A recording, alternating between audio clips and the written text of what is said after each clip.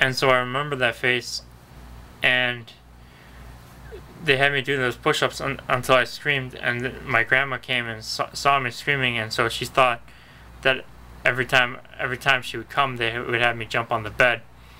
And so I would jump on the bed, and she would come and she would check my pulse, and she kept thinking that it was my heart rate. You know, I had a problem with my heart or something like that.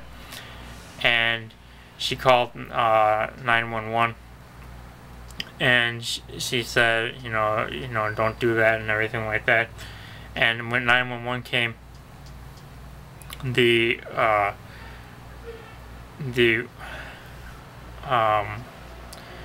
voices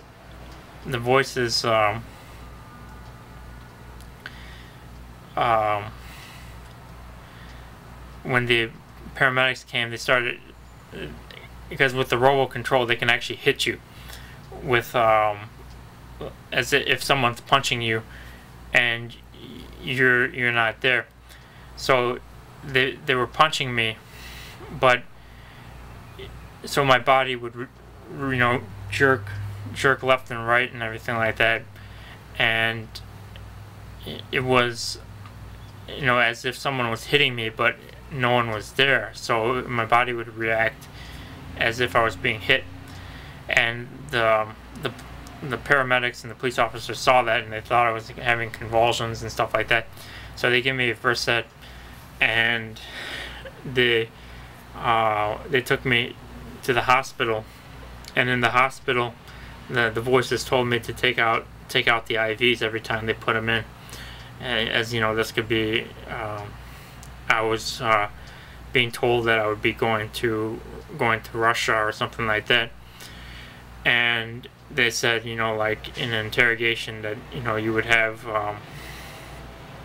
IVs in you, and they could be, you know, drugs and stuff like that. So they had me practice pulling out the IVs, and my grandmother got upset at me pulling out the IVs, so they had me punch my grandmother.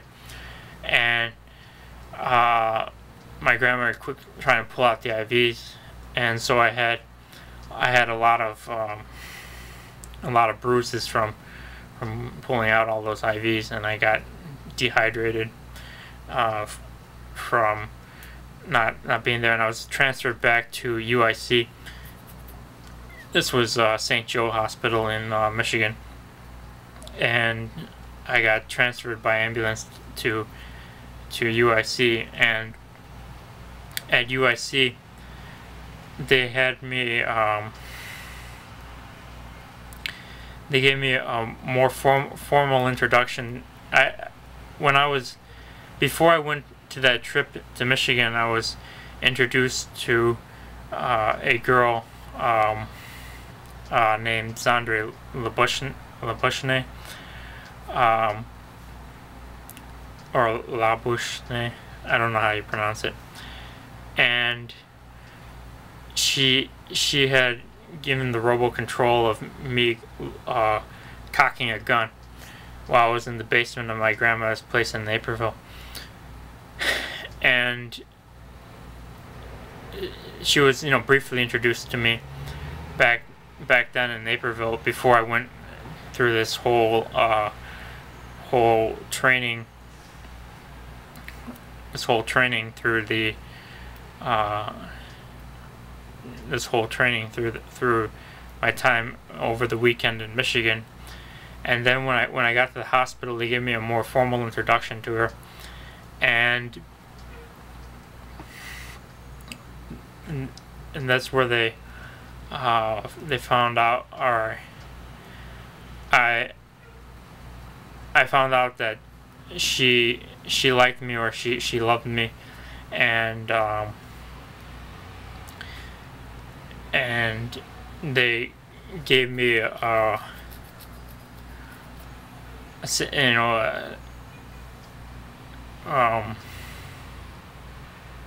they gave me images of her and stuff like that. And so I would see her, you know, on the windowsill with a yellow notepad and stuff like that, and they would have images of her. in the hallway. So I would see like a hallway filled with images of her, and basically she would be my and they called her my love interest, and they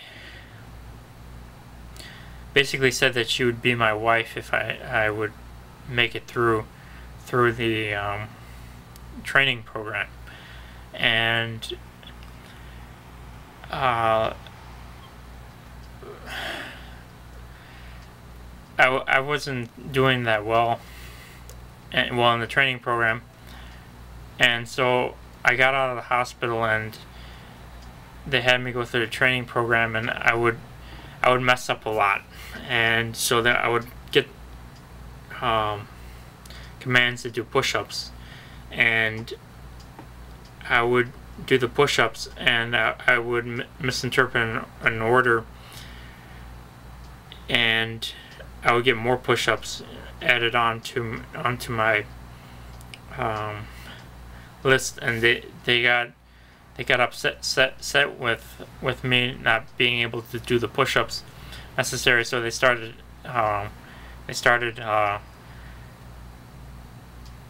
lending her out to have sex with these other guys, and they would let me know about it. And so it was distressing because I was I started having feelings for her and everything like that, and so they were stressing me out that way, and I wasn't the best at following the orders and stuff like that. I was put back on Risperdal, but they were still talking to me while I was on the Risperdal, and at one point they decided me to have me go running. Decided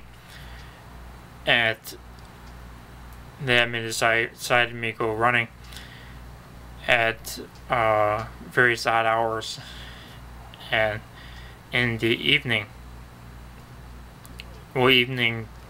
morning, late afternoon, and stuff like that in December, without my shirt on, and just in a pair of red shorts.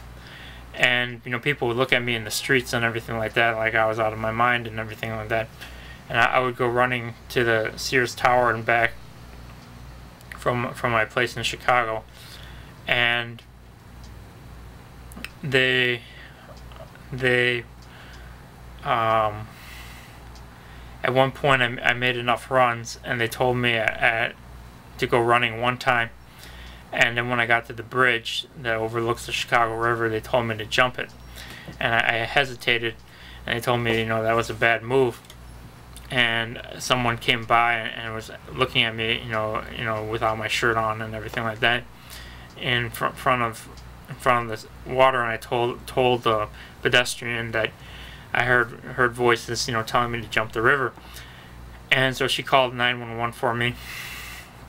And so 911 took me to Northwestern Hospital, and I was in Northwestern Hospital. I